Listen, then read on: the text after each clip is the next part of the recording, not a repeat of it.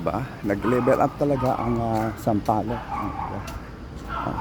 Halos mga apartment na rin yung karamihan.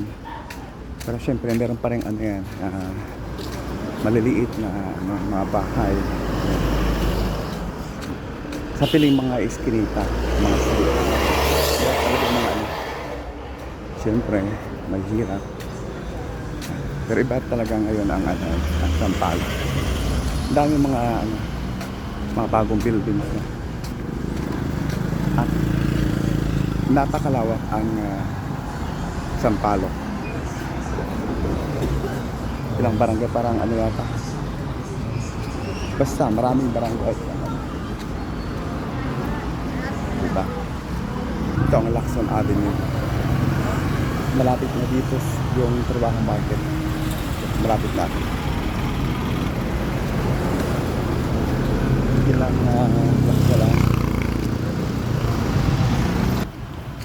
Yeah, isa ito sa old house of, di ba? Old house yan. Ito pa rin yan sa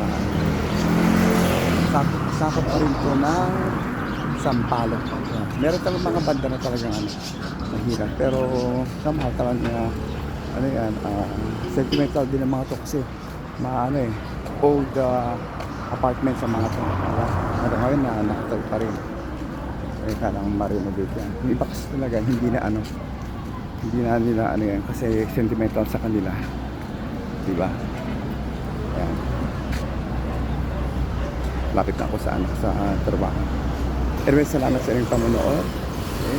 Hanggang sa muli, more videos to come.